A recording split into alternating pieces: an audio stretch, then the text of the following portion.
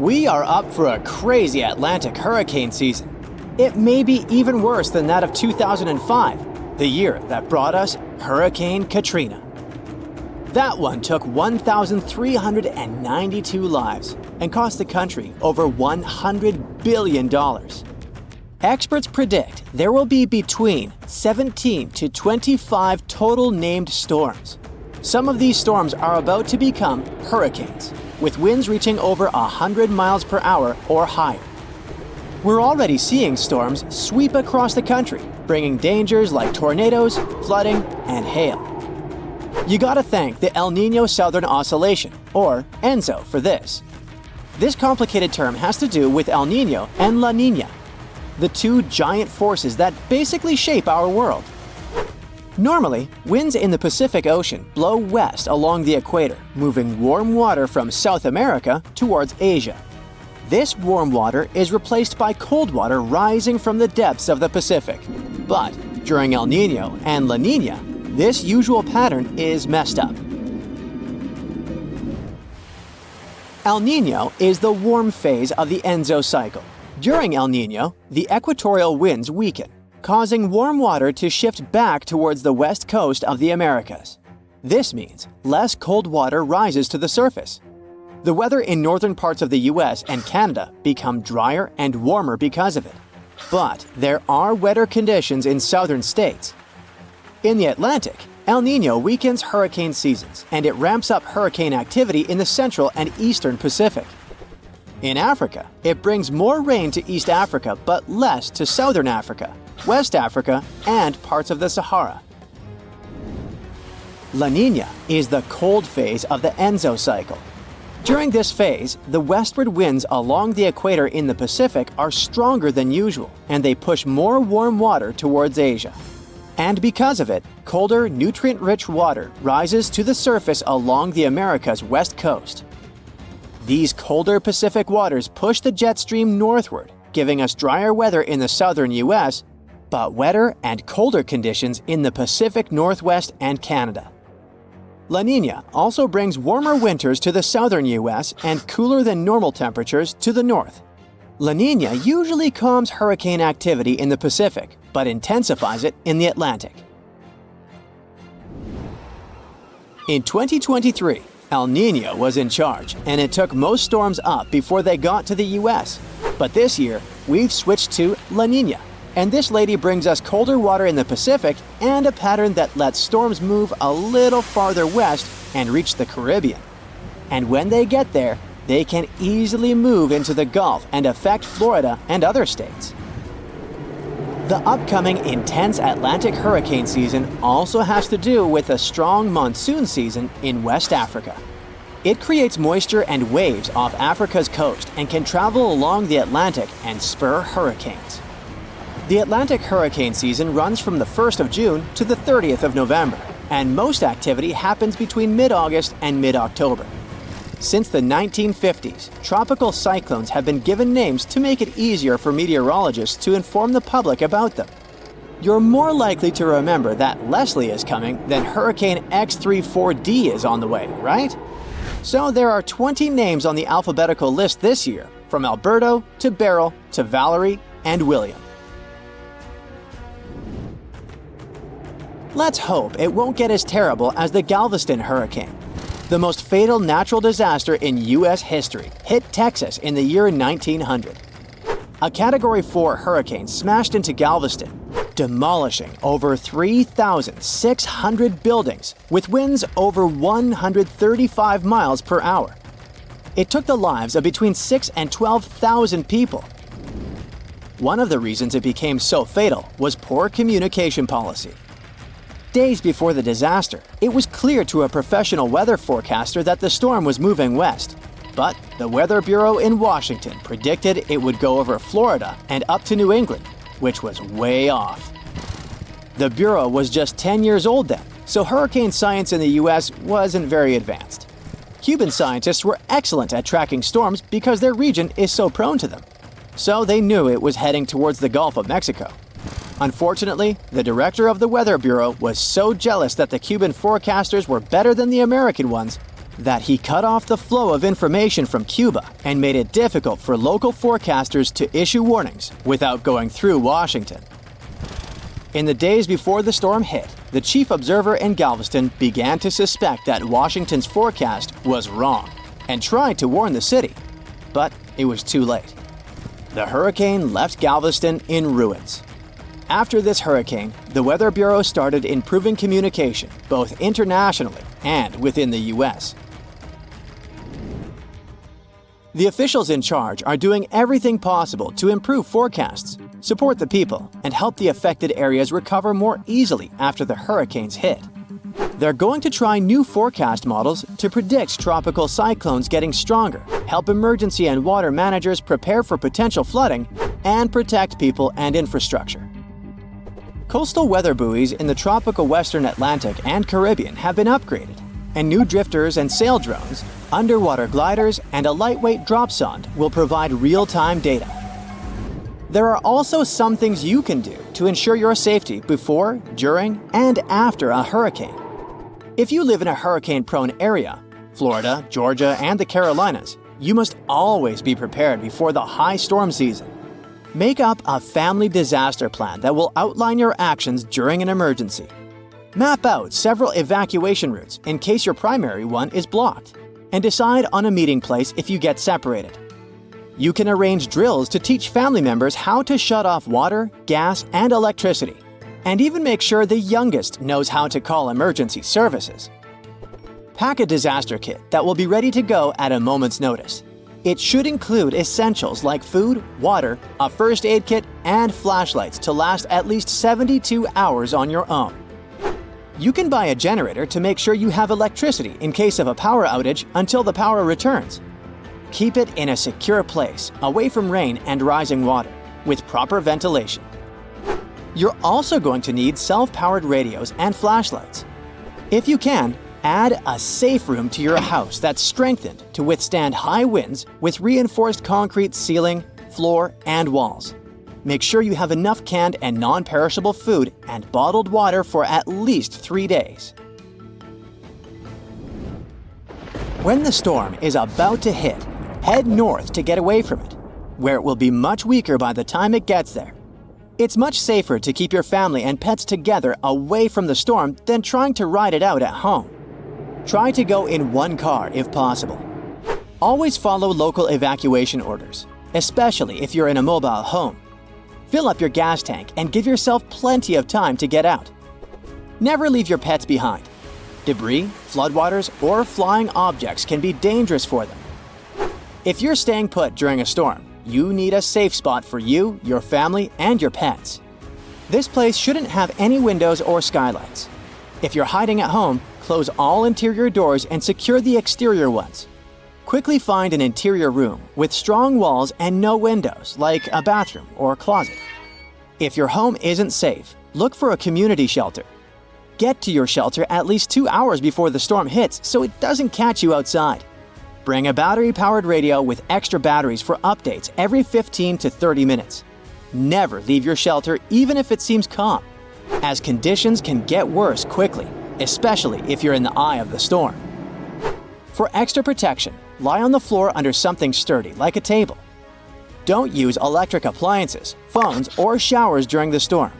Don't leave your shelter until you get the official all clear from the authorities. Be careful. There will be many hazards outside.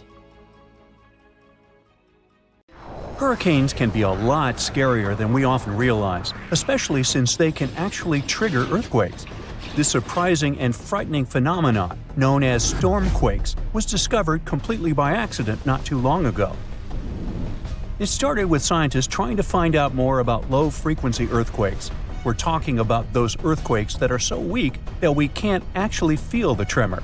See, beneath our feet, the Earth is constantly vibrating in subtle, unceasing ways that we can't hear or see without the right equipment. This geologic hum, so to speak, is driven by the movement of oceans, which covers about 70% of our planet's surface. Scientists have found that this hum may actually provide useful records of environmental happenings. To figure out where it's coming from, experts use equipment known as seismometers. You can think of these devices as little ears pressed to the ground. They can pick up all sorts of vibrations, like fans jumping up and down at their idol's concert, airplanes flying by, or even super distant earthquakes shaking the ground. Very low-frequency earthquakes are hard to track over long distances because the signals they produce can look different on different measuring devices. To solve this problem, experts came up with a way to track these signals by combining readings from smaller areas, kind of like putting together a puzzle. But while doing this, they stumbled upon a strange set of events that looked a bit like the earthquakes they were studying, but were not exactly the same. The first weird thing they noticed was that this specific phenomenon was seasonal. It never happened between May and August, for example. That is completely different from earthquakes, which can pretty much happen any time of the year. The second strange thing is that earthquakes usually occur more in the western part of the United States, where the ground moves along cracks in the surface. But these new strange vibrations spread not just along the west coast of North America, but also over to the east side. So what could be triggering this new phenomenon? What they surprisingly discovered is that many of these tremors coincided with the same time that massive storms hit North America. So we are essentially talking about a chain reaction. What happens is that during a specific season, hurricanes or heavy storms can transfer energy into the oceans, creating very strong waves. These waves then interact with the solid Earth, producing intense seismic activity. These bursts of energy that are born from massive storms can radiate thousands of miles across continents, leading to what we now call stormquakes. It is believed that this phenomenon can trigger earthquakes at a magnitude of up to 3.5 on the Richter scale. This means it can be felt by many people, but normally doesn't cause any damage. But that doesn't mean we can all be relaxed now, as ocean waters can indeed increase the intensity of hurricanes, just like what happened with the frightening Hurricane Milton, which recently left a path of destruction across Florida. The blue-purplish zone you're looking at is Hurricane Milton, seen from a satellite perspective. On October 9th, this hurricane sustained winds of 155 miles per hour and lashed the region with heavy rainfall, damaging winds, and life-threatening storm surges. Estimates show that the losses could be up to $34 billion, which could make it one of the costliest storms in United States history. What happened with Hurricane Milton was pretty tricky. It all started with some record hot water in the Gulf of Mexico. That warm water acted like a power-up, giving this hurricane the energy it needed to grow. And then, there was also this process called eye wall replacement that helped it get bigger too. We'll get to that in a moment. So as Hurricane Milton approached the coast, something unusual happened. It crossed paths with a fast-moving air current called the jet stream, which flows high up in the atmosphere. Now normally, the winds in the northern and northwest parts of a hurricane are not as strong as those in other areas. But because of this interaction with the jet stream, the winds in these parts of the storm became much stronger than expected. At nearly every turn, Hurricane Milton surprised everyone and intensified faster than we have seen in ages. It threatened to slam both Florida's west and east coasts with a dangerous surge of water, putting the bustling area of Tampa Bay, which is home to over 3 million people, at serious risk. So how did Milton become such a major problem? Well, the problem started in the eastern Pacific Ocean. Usually, hurricanes follow a fairly predictable path, spinning off of Africa's coast, sailing across the Atlantic, and gaining strength in the warm Caribbean waters. But Milton had a twist in its origin story. It began as the remnants of a tropical depression that crossed over the Yucatan Peninsula and met a stalled front in the Gulf. Once Milton got going, it didn't hold back. But when it hit those record-high ocean temperatures, it was like giving it an energy drink. The warm water and humid air were the perfect ingredients for a hurricane on the rise. Quickly, Milton's wind speeds increased by 92 miles per hour. So it went from a tropical storm to a Category 5 hurricane in less than 2 days, which is basically insane and off the charts. And if that wasn't enough, Hurricane Milton also went through this thing called eye wall replacement. Now, hurricanes spin around a mostly clear eye in the center. But overnight, Milton started forming new bands of rain on its outer edges, creating a second ring around its eye. This process helped Milton grow even bigger, spreading out the wind speeds and giving it a larger footprint. It's kind of like shedding its skin and getting ready to become even more powerful. Hurricane Milton also had this little wobble in its path, which changed where it was heading. You can think of it like a spinning top that gets nudged and wobbles a bit before finding its balance again. That wobble meant some areas could get either hit hard or be spared from the worst of the storm. Thankfully, Hurricane Milton weakened a bit because of some tricky wind changes up in the atmosphere until it finally made landfall. After that, it moved across the peninsula and headed out to sea, quickly losing strength as it pulled away from the warmer waters. Now, even though the damage was significant, the good news, if you can call it that, is that experts were honestly expecting things to be way worse. Still, it raises a question. How close was Milton's wind speed to the maximum? Or, in other words, is there a limit to how strong a hurricane can get? Well, the answer is yes, there is a speed limit for hurricane winds, but it's not a set number. Right now, the strongest the storm can get is around 200 miles per hour.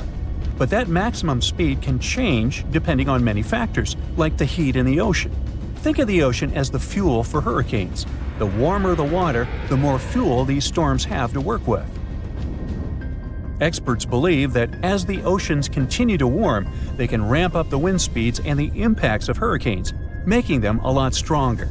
But other things can also help figure out how intense a hurricane can get. For example, the heat in the air and the temperature at the top of the clouds matter, as they also affect how fast heat moves from the ocean surface to the top of the storm. Some estimates suggest that maximum wind speeds could reach closer to 220 miles per hour until the end of the century. So it's definitely something that experts need to keep an eye on to help prevent future disasters. As we move forward, it's essential to keep researching and studying these storms.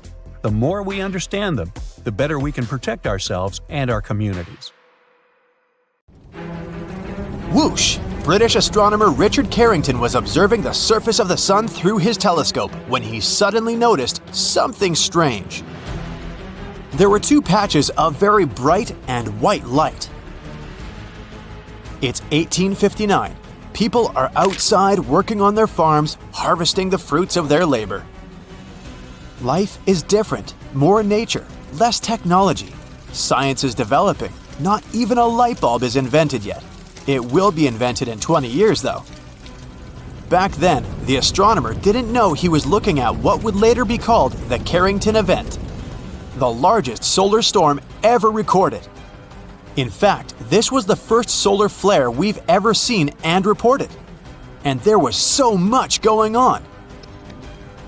Auroras, the southern and northern lights, were just amazing. They've been more intense in that year than in the last 160 years.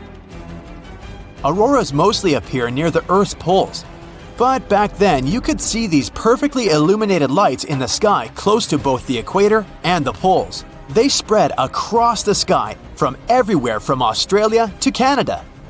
If you happen to visit the tropics like Panama, Jamaica, or Cuba, you could also see auroras. It was spectacular. Luminous waves were rolling up as far as the zenith, and some were even big enough to cast a shadow on the ground. And the colorful displays were really bright. If you were in Missouri at that time, you could normally read a book by the atmospheric light even after midnight. The light was so strong that the gold miners that were in the Rocky Mountains just woke up, prepared their bacon and eggs, and made coffee without further questions. They thought the sun had risen on a cloudy morning, even though it was 1 a.m. local time. But this extremely strong solar outburst resulted in electrical disruptions from Boston to Paris too. And the telegraph lines. There was so much electricity in the air, telegraph machines could send messages from Pittsburgh to New York without batteries. In Paris, even sparks flew from telegraph machines. And now, fears are mounting that there's another powerful solar storm coming in 2025.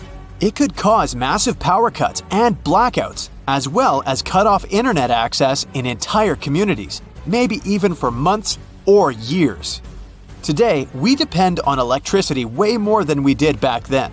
not only when it comes to gadgets in our homes, but hospitals and other places where technology is simply necessary. Electricity is essential even for food, as we need electricity to store it. We need it for our everyday things like work and communication. Another solar storm as strong as the Carrington event could cause trillions of dollars of damages here on Earth. It would knock out power for up to 40 million people only in the United States for a few years. What are solar flares anyway? They are the biggest explosive events that happen in our solar system.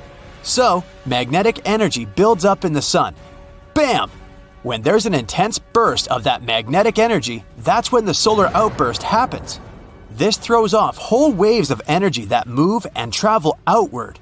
Of course, it impacts other bodies in our solar system, including the Earth. And when these electromagnetic waves interact with the magnetic field of our home planet, a few things happen. First, what we get is that electric currents flow in the upper layer of our atmosphere. They heat the air. It's like the Earth gets its own electric blanket. This is the stage where you can see stunning auroras over polar regions. But it's also when GPS and radio signals get disrupted. As our atmosphere heats, it puffs up, similar to a marshmallow. This adds more drag to satellites in low orbit. It means that as the atmosphere expands, it's pushing satellites back down to the surface of our planet. It also knocks small pieces of space junk off their course. As strong electric currents flow through the Earth's upper atmosphere, they affect strong currents that flow through our planet's crust too. This can mess with electrical conductors that sit on top of the crust, like power grids. They make the network that carries electricity from generating stations to buildings and homes. And this results in power outages in certain areas, and this can be hard to fix. For instance, this happened in Quebec in March 1989. A powerful solar flare burst off the sun. Shortly after that, another burst sent out 1 billion tons of gas directly to our planet. People there experienced a 12-hour blackout. Only a couple of months later, in August, another solar flare burst towards our planet. It was even bigger than the one that occurred in March. It caused damage to microchips across the world and left Quebec in darkness once again. Flares can be more dangerous for the technology we have than for ourselves. In winter 2022, a solar storm knocked a fleet of over 40 Starlink mini-satellites out of orbit. Solar storms often happen at the same time when the sun releases large bubbles of solar material we know as CMEs, or coronal mass ejections. These bubbles can have billions of tons of plasma, which can move at millions of miles per hour. That way, solar storms fire out radiation, whereas CMEs are plasma eruptions. CMEs and solar flares discharge particles and radiation. As they hit the upper part of Earth's atmosphere, they form radio waves. We call them geomagnetic storms. They form new currents and add energy into electrical grids that are usually passive. This way, they threaten to overload them. Take electricity that's coming out of your wall plug as an example. It changes back and forth by about 50 Hz, depending on the country you live in. Radio waves usually broadcast about 85 to 105 million Hz. Gamma rays and X-rays have frequencies of up to 50 quintillion Hz. Solar radiation is the same one your phone uses for power, only a couple billion times stronger and kinda out of control. Researchers believe a powerful solar storm might hit us in 2025. These storms get to their peak, which, by the way, can turn pretty violent every 11 years. We mostly get lucky because they bypass us, but we can't expect our good fortune to last forever. Now, we have about a 2 to 3% chance for a Carrington-level event to happen in this decade. The shorted electrical grid wouldn't be only a one-time loss. It would take us up to 10 years to recover from something like that. That way, humankind might be set back by nearly 20 years if it happens. All those particles wildly bursting around could cause damage to our satellites. We could lose communications that way. no TV, internet, or GPS. We'd be dealing with very, very strong radiation. There's a possibility people would face some long-term issues because of that. What could such an amount of solar radiation do to our DNA? Especially those that are not protected by the magnetic field of our planet, like astronauts. Humankind can try to protect the internet against the next enormous solar storm. The first thing we can do is to shore up power grids, undersea cables, and satellites against being overloaded. And we can look for methods of predicting such storms in the long run. That's hard because these storms have been happening for millions of years and we've been able to record them for less than a century. Plus, the technology these storms affect is only 2 decades old. At the moment, we can observe the activity of sunspots, which are black patches on the solar surface that tell us it's the area with high plasma activity. And by checking them, we can predict solar storms up to 2 days before they strike our planet. But we can't track them the way we follow hurricanes. Hopefully, we'll be more ready by 2025 to avoid an internetless future. Although, it would be cool to take a break from social media, don't you think? If you think you're safe from violent tornadoes because you aren't living in the tornado alley, you could be dangerously wrong. It's shifting to the east. It looks like we're about to see fewer single tornado days and more days with multiple powerful tornadoes.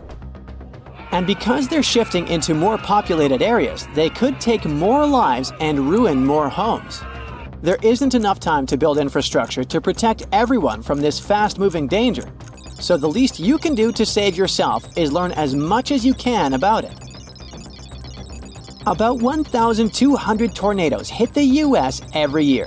You gotta thank the unique geography that sets up the perfect conditions for it, especially in spring and summer. Winds from the Pacific drop moisture over the Rockies and become dry and cool as they move east.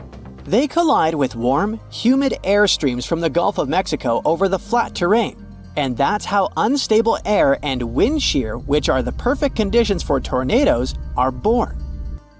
Historically, tornadoes were most common in Tornado Alley.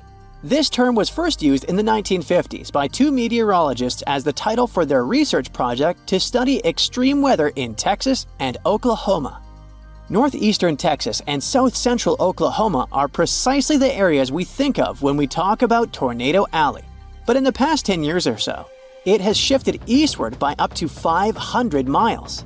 Now, eastern Missouri, Arkansas, western Tennessee, Kentucky, northern Mississippi, and Alabama see more tornadoes. The storms of early 2023 are great proof that this trend is real. A violent tornado hit Rolling Fork, Mississippi, and another outbreak caused huge damage in the new Tornado Alley.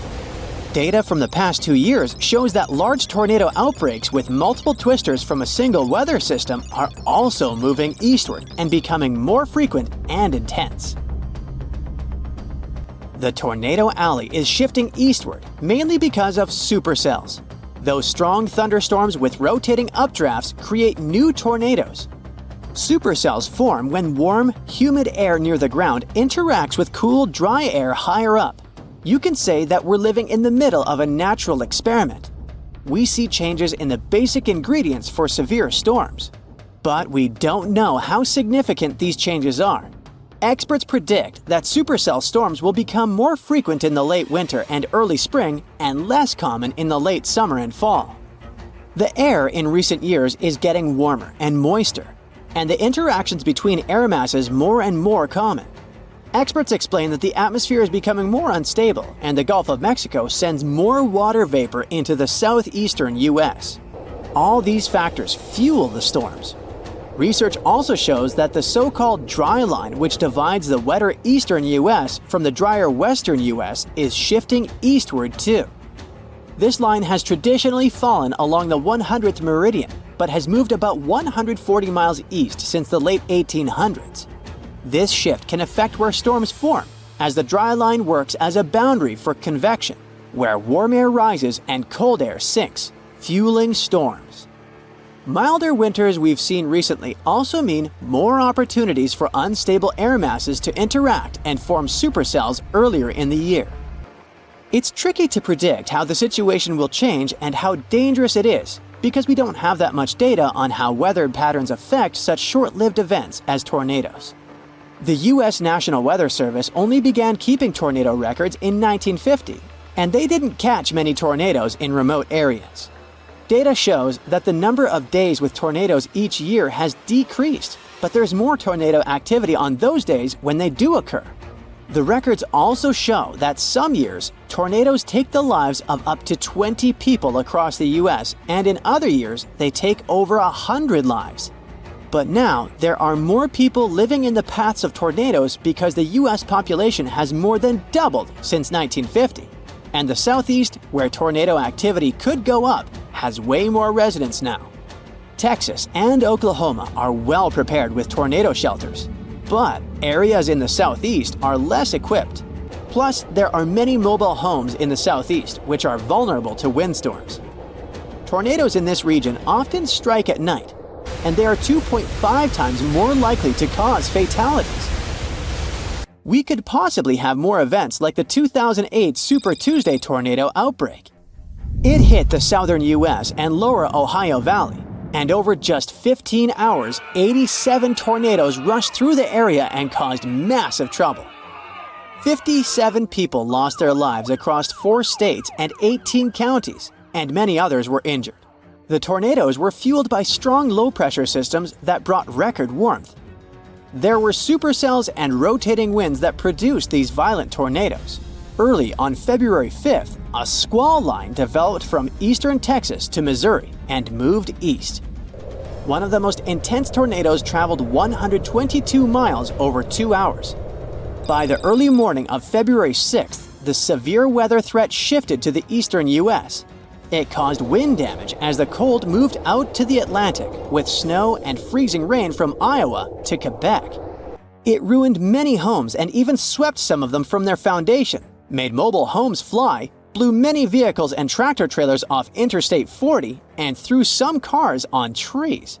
There were wind gusts over 50 miles an hour from Arkansas to Indiana, hail the size of softballs, toppled trees, and power outages everywhere. Some areas were flooded because of heavy rains and melting snow. All this led to over 1,000 flight cancellations at Chicago's O'Hare and disruptions at Toronto's airport. The data from scientists can help new areas of the U.S. prepare for more tornadoes coming their way. The people in authority will also need to improve community shelters and warning systems and educate the locals on tornado safety. You can also get prepared by learning 3 basic rules: get in, get down, and cover up. When you hear the warning for an upcoming tornado, get into the most interior room in your house and stay away from doors and windows. If you have a basement or an underground tornado shelter, hide there. If not, just be on the lowest floor possible. You can use whatever's at hand to protect yourself from debris. Clothing, pillows, blankets, a mattress, or a bulky table. Anything will do. There's a tip that says that the bathroom is the safest place to hide. It makes sense because those are mostly right in the center of homes. In March 2023, a man and his girlfriend in Rolling Fork, Mississippi survived a tornado in their bathtub. It got thrown into the air but landed safely amid the wreckage of their mobile home. But there's actually nothing extra safe about being in a bathtub with a mattress.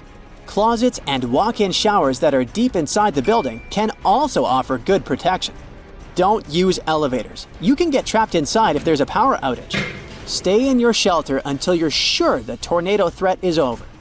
If you can, listen for updates from the National Weather Service, local radio, or TV. Multiple tornadoes can hit the same area, so it might not be safe to leave even after one has passed. When you do leave your shelter, be very careful. There could be flooding, debris, collapsing buildings, and blocked roads. Stay away from fallen power lines and puddles with wires in them, and don't use matches or lighters in case of gas leaks. Stay away from damaged buildings as they could collapse at any time. Being in a car during a tornado isn't much safer than being out in the open or in a parking lot. Many people get injured trying to drive away from storms.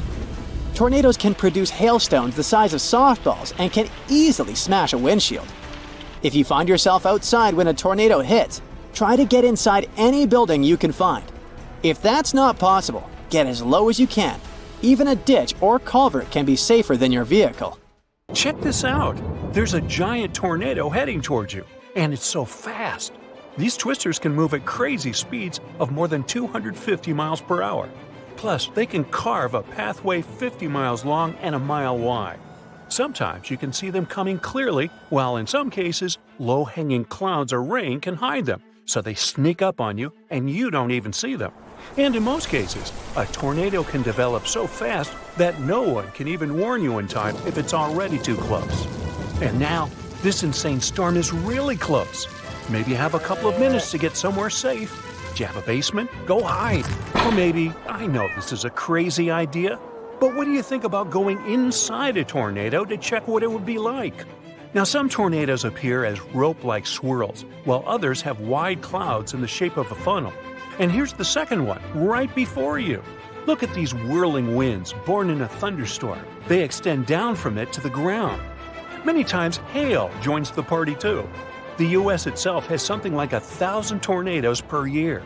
Texas holds the record with about 120 tornadoes per year, a record not to be proud of.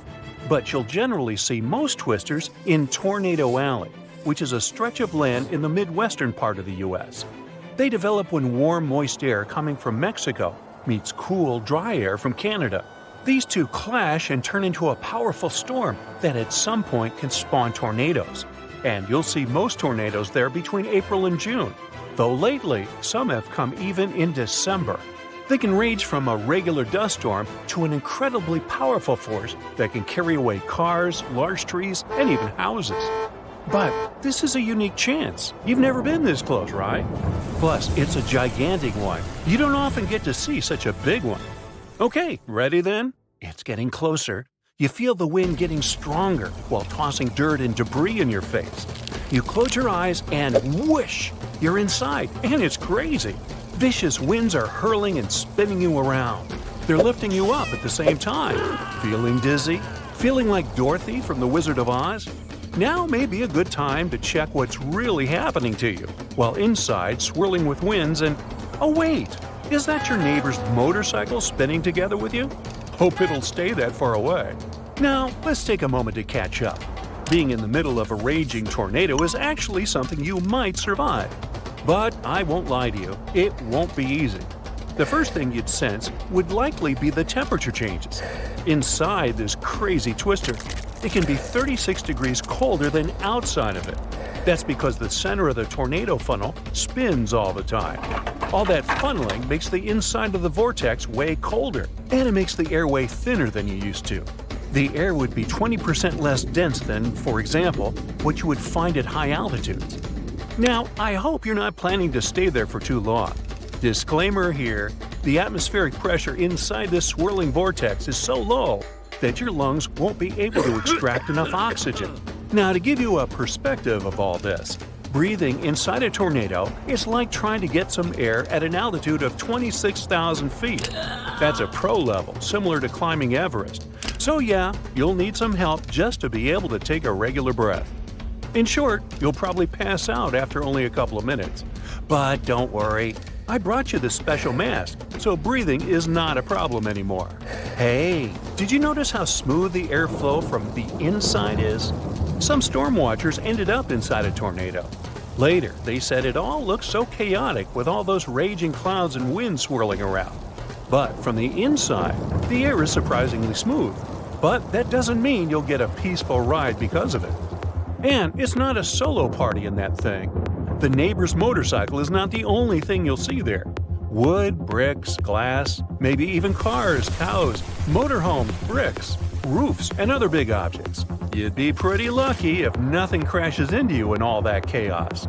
With all that debris that's swirling at, for instance, 310 miles per hour, you can hardly avoid it. But let's just say a miracle happens and you got through it.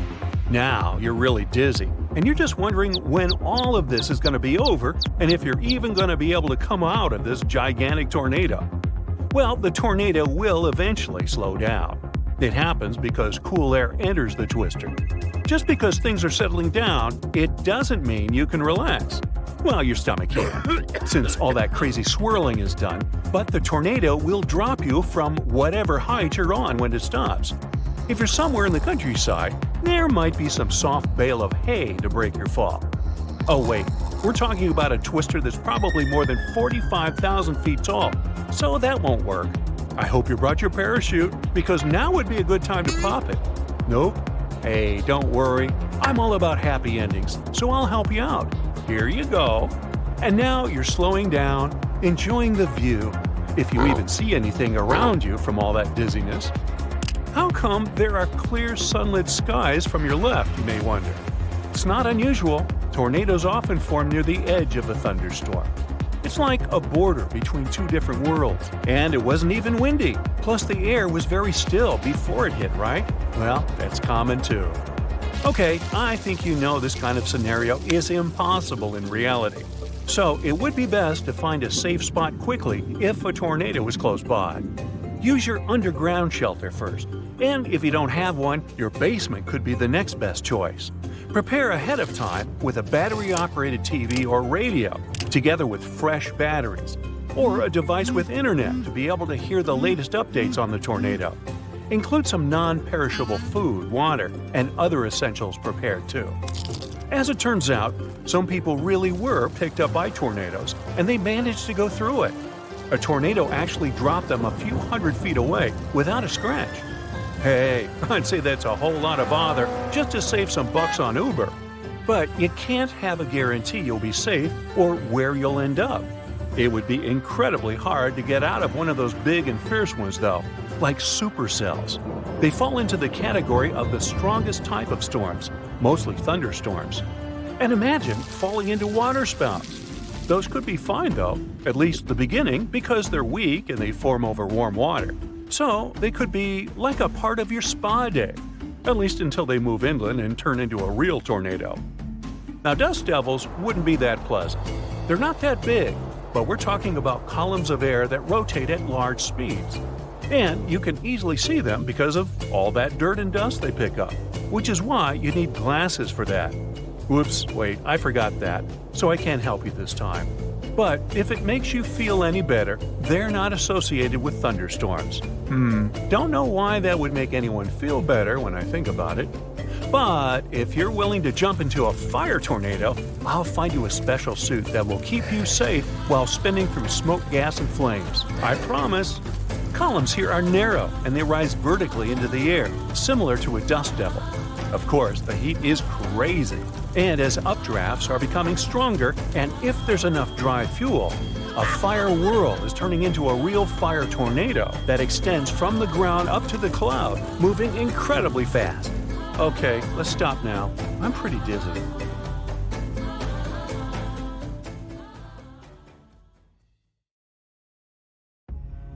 It's 9:59 a.m. when a man is jolted awake in his bed by a powerful, mysterious force. While he's trying to figure out what's going on, a giant 100-foot-tall column of water is already surging toward his hometown. In 20 minutes, most of his friends and family members will lose their lives when a sky-high wall of water sweeps away buildings, trees, and cars. And it can happen to you at any given time. It's the day after Christmas in 2004. Thousands of tourists from Europe and America are enjoying tropical beaches in Thailand, Sri Lanka, and Indonesia when a powerful undersea earthquake strikes off the western coast of northern Sumatra, Indonesia. It's a 9.3 magnitude earthquake, the most powerful ever recorded in Asia. It triggers one of the largest tsunamis in history, the Boxing Day tsunami, which will take the lives of 230,000 people within a few hours. The city of Banda Aceh in Sumatra, Indonesia, home to 260,000 people, is the closest to the earthquake's epicenter. In less than half an hour after the quake, huge 10-story tall waves crash into the city. More than 60,000 people lose their lives immediately. The destruction is so severe that almost no one in its path survives. Next, the tsunami hits Thailand. The waves, rushing at a mind-boggling 500 miles per hour across the Indian Ocean, reached the shores of Phang Nang and Phuket about 90 minutes later. Despite such a significant time gap, Both locals and tourists are caught totally off guard. Many beachgoers even walk out onto the beach, curious about the strangely receding sea, only to be overtaken by a towering wall of water. Nearly 5,400 people, including 2,000 foreign tourists, won't survive that day in Thailand. An hour after Thailand, the tsunami hits southeastern India near Chennai. Debris-filled waves push miles inland, taking the lives of more than 10,000 people. Sri Lanka faces even worse devastation. The island will lose over 30,000 people, and hundreds of thousands will become homeless. The tsunami's incredible strength is evident even far away. 8 hours later, it claims its last victims in South Africa, 5,000 miles from the quake's epicenter. There, rogue waves catch swimmers off guard. Researchers from NOAA's Center for Tsunami Research explain that the destruction was due to the sheer power of the earthquake. It originated from a megathrust fault. That's where heavy ocean plates dive beneath lighter continental plates.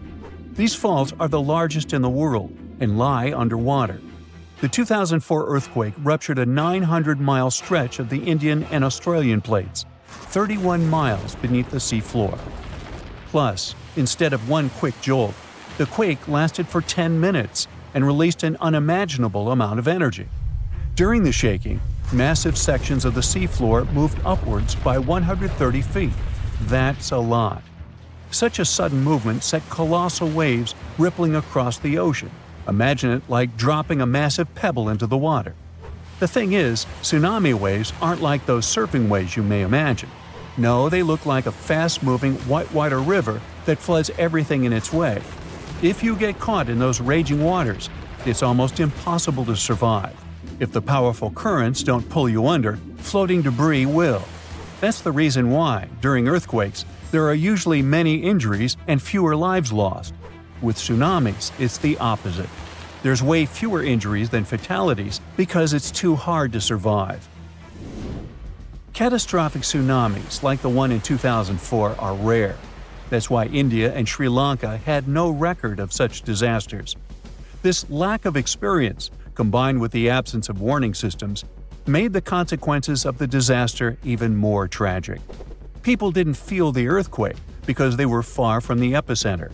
And with no natural warning signs, no official alerts, and no history of tsunamis, the waves that hit crowded coastlines had devastating effects. By the way, the Pacific Ocean, the largest ocean on Earth, is where most earthquakes and tsunamis occur. Locally damaging tsunamis strike somewhere in this ocean about once every 1 to 2 years. 76% of the recorded fatal tsunamis happened in the Pacific. And 99% of tsunami casualties are caused by local or regional tsunamis, which occur more often and hit quickly. But then a question arises: could a tsunami as devastating as the Boxing Day one happen again? Unfortunately, the answer isn't very straightforward. A warning system has indeed been established in the Indian Ocean. Its goal is to alert coastal nations of potential tsunamis. But human behavior is still a critical challenge. This became clear during a real-life test in 2012. That's when many residents of Banda Aceh, Indonesia, simply ignored evacuation towers after a tsunami warning. People never seem to learn, huh? The Indian Ocean Warning Network uses undersea pressure sensors placed near tectonic plate fault lines. These sensors detect any changes and transmit data to surface buoys, which then send it via satellite to control centers on land. Authorities analyze the information and decide whether to issue warnings and evacuate at-risk areas. Aceh, located on one of the world's most active fault lines, implemented additional safeguards. They installed sirens in coastal cities, and people get alerts on their cell phones. Plus, there are evacuation towers, reinforced concrete structures capable of holding 500 people. They are special safe zones. Authorities did test how well prepared people were. In 2009, 18 Indian Ocean countries participated in an evacuation drill, simulating a large earthquake. Thousands of coastal communities took part in this drill, and officials concluded that the exercise had been a success. Fast forward to the system's first real test in April 2012. An 8.6 magnitude undersea earthquake west of Aceh triggered tsunami warnings. And even though there were no significant waves, the whole situation revealed critical flaws.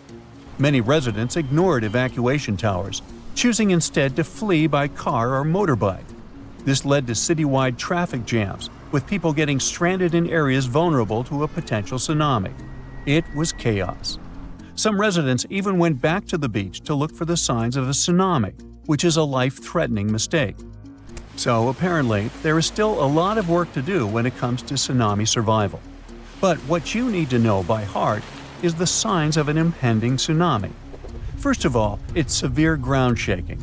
Strong earthquakes near coastal areas can generate tsunamis.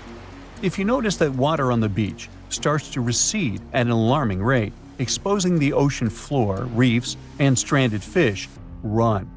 Then there might be unusual ocean sounds. Keep in mind that a loud roaring noise, resembling a train or jet engine, may accompany an approaching tsunami. If you notice any of these warning signs, do not wait for official evacuation orders. Leave low-lying coastal areas immediately and move to higher ground as fast as possible. If you're at home, make sure your family members know about the tsunami and follow official guidance. You should remember that locally generated tsunamis may strike within minutes. You have to act quickly. If it's a distant tsunami, you may have more time to evacuate. If you don't have an opportunity to move inland, hide in high reinforced concrete buildings. Avoid staying in small buildings or homes in low-lying areas. If you're on a boat, stay offshore.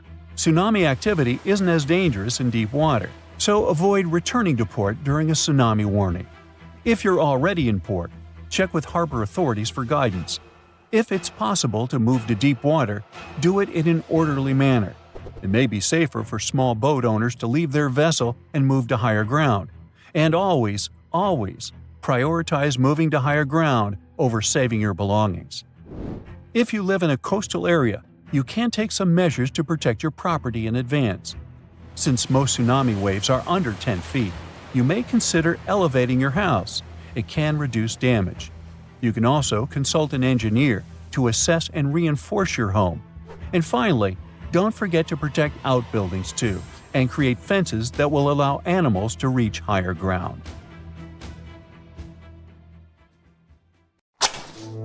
In September 1859, scientists observed the first confirmed powerful solar flare. The sun threw a large amount of radiation, energy, and plasma material into space.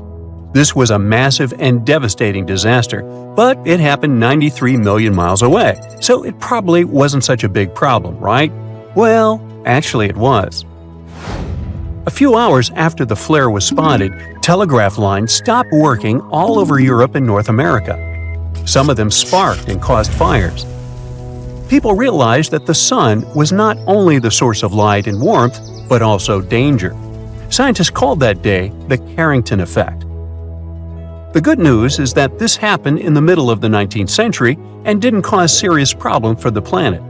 The bad news is that scientists are warning that in 2025, Earth will experience even more powerful solar storms caused by a coronal mass ejection. This is a giant cloud of plasma or charged gas. At one time, the sun can throw billions of tons of this material into space. Then, all this flies at high speed through space.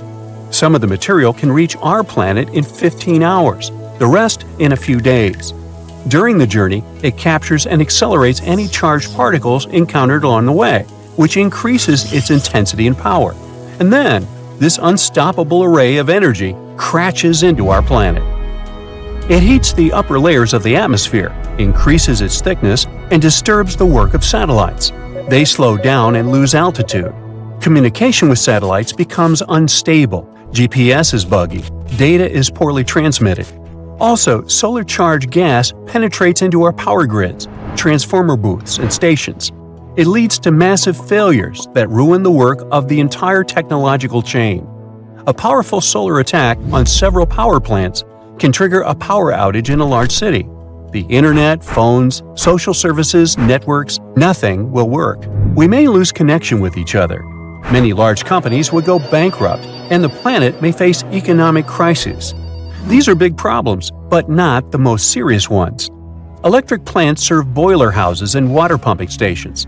Solar storms could stop water from getting to our homes. You wouldn't be able to buy groceries in stores without cash. Of course, we can restore all this, but we'll have to live in the Iron Age for a while. But the worst thing is that a prolonged solar storm can suspend food production.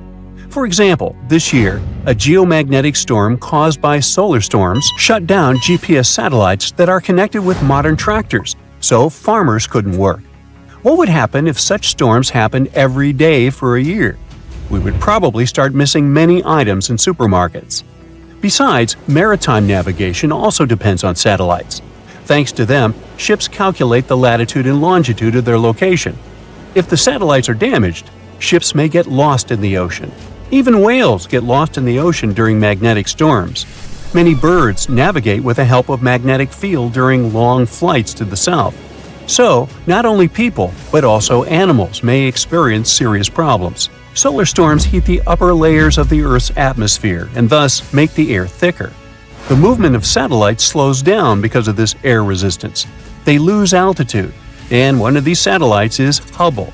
Yes, the very telescope that provides us with incredible pictures of space. Scientists say that it will fail much earlier because of solar attacks. You've probably heard on the news that solar activity has recently caused electromagnetic storms on Earth. But fortunately, it hasn't affected our lives in any way. The only problem was headaches, high pressure, and mood swings during those storms. It seems like an ordinary thing, but scientists don't have a consensus on this topic. No one has proven exactly how and why magnetic storms affect our condition. Yes, during storms, the planet's atmosphere becomes less dense, and perhaps this affects our blood pressure, like it happens when the weather changes. So people with cardiovascular system problems should be careful. But the effect on our nervous system, fortunately, is quite insignificant. It's possible that when people hear about a coming magnetic storm and feel unwell, they experience a placebo effect. But there's also good news. All these charged solar particles interact with atoms and molecules in Earth's atmosphere. This interaction leads to beautiful northern lights. It's good to spend some time away from your gadgets and look up at the sky sometimes. One of the biggest storms occurred on March 13, 1989. On March 10th, the Sun ejected a gigantic volume of coronal plasma. The amount of that material was the size of 36 Earths. The solar cloud was flying to us at 1,000,000 miles per hour, and a couple of days later, it crashed into our planet's magnetic field. The collision caused a geomagnetic superstorm. People watched some of the brightest and most beautiful auroras in history. The light show covered most of the planet, but after a beautiful performance, problems followed. The solar storm was so powerful that it went through the atmosphere and reached Earth's surface. First, it disrupted the operation of satellites and then damaged electrical networks. For example, it destroyed a transformer at a nuclear power plant in New Jersey. Energy companies in Canada went down because of systems overloading. As a result, about 6 million people in northeastern Canada lost electricity for 9 hours. This was the largest power outage caused by a geomagnetic storm.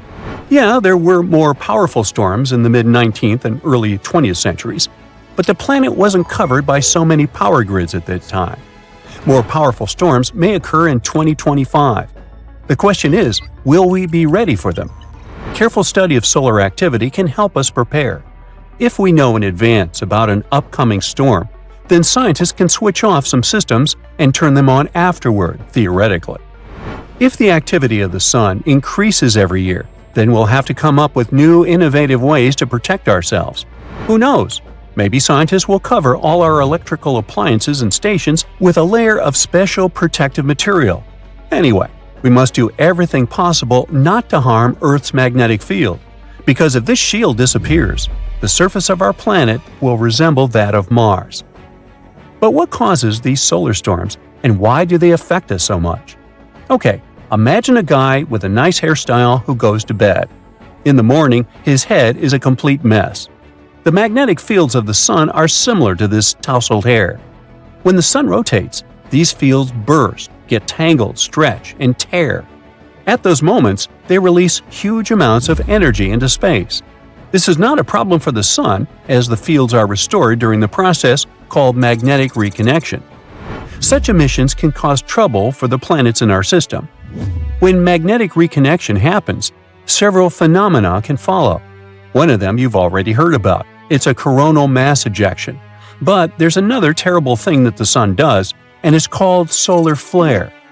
Imagine a bright burst of solar radiation containing electromagnetic waves, X-rays, radiation, and visible and ultraviolet light. During flares, the Sun releases an enormous amount of this destructive energy, and it spreads through space at the speed of light. It takes 8 minutes for this explosive wave to reach our planet. Fortunately, we don't get much damage from these flares because Earth's magnetic field and atmosphere protect us. Strong flares can disrupt radio waves in the upper atmosphere and affect the operation of satellites, but it's nothing critical. Another solar phenomenon is called a radiation storm. These are accelerated electrons and protons that move at a speed slightly less than the speed of light. Thanks to Earth's magnetic field, radiation storms don't harm our planet too much, but they pose a danger to astronauts and satellites. These particles can penetrate human tissues and lead to serious health problems in the way radiation does, but only if you're in space or flying a plane in the upper atmosphere. Floods, tornadoes, tsunamis, hurricanes, yikes. All these natural disasters can get extremely dangerous, but we're kind of familiar with them. But how about a natural disaster that has never happened before, but could occur any moment now? It might be a super eruption. That's what happens when a supervolcano erupts. You might know that Yellowstone Park is located on top of a supervolcano. The last massive eruption there happened about 664,000 years ago, and the one before that, approximately 1.3 million years ago. If we do the math, we'll understand that the next eruption might be due anytime soon. There's no strong evidence that the supervolcano is waking up or preparing for an eruption, but what would it be like if it did happen? Months before the eruption, small-scale earthquakes would become more frequent and more powerful in the area. Not long before the eruption, the growing pressure would push up the ground over the volcano, creating a dome. Narrow cracks would open along the edges of this dome. The magma would then start rising toward the surface, and then the eruption would kick off. A massive column of lava and ash would shoot up into the air to a height of over 16 miles. The volcano would keep pumping ash for days on end. The air in that area would heat up to 570 degrees Fahrenheit. For all living creatures, ash fallout would be one of the most dangerous consequences of the eruption. Buildings and trees would start collapsing under the weight of this dense substance. It would only take a couple of days for a 10-foot layer of ash to cover the territory of about 50 miles around the center of the eruption. After the ash got into the stratosphere, the temperatures all over the world would start to drop. The eruption would also be rich in sulfur, and this element is an effective sun blocker. That's why it would soon get so cold that there would be no summer in the whole world for the next several years. The monsoon seasons would change. It would be hard for animals to find food and clean water.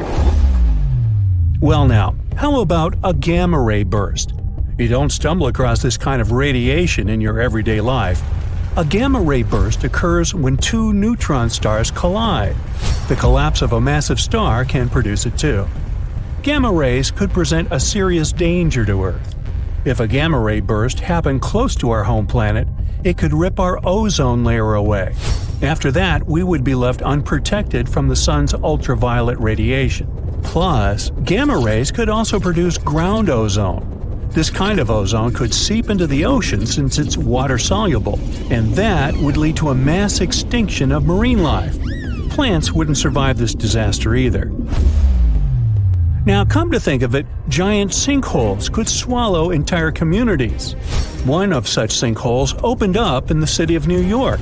It pulled a parked van into the earth. That happened in the summer of 2022. And it wasn't the only sinkhole to appear in that area. Local inhabitants reported about 4,000 sinkholes all over the city. This kind of problem is also very common in Florida, and it's much more serious than it may sound. Sinkholes open all of a sudden, pulling down everything and everyone that happens to be nearby. Sinkholes appear all over the world, which makes them a global problem. They're totally unpredictable and form without warning. Luckily, experts know what causes them. In some areas, there are vast areas of groundwater. But during droughts, this water dries up. This creates large empty caverns, and after heavy rains, the surface over such a cavern can collapse, creating a sinkhole within minutes. Now, what if we came across a wandering black hole? You might know that a black hole is a region in space where gravity is so powerful that not even light can escape its clutches. Luckily, the nearest one to us is 1,500 light-years away. Nothing to worry about, right? Until you find out about wandering black holes. Now, things get definitely way creepier. If such a black hole entered the solar system, Earth would be doomed. We wouldn't stand a chance against this space monster. In 2012, 13 wandering black holes were spotted not so far away from our planet. But worry not. Not far away, in space terms, means around 1 billion light-years away. So we've got some time left. Plus, the possibility of such a disaster is very, very low. Another natural disaster we haven't experienced yet is a mega flood. It's never happened before, but the changes in climate do make for a risky potential. It could start, let's say, in California. This state experienced some really bad flooding in the past.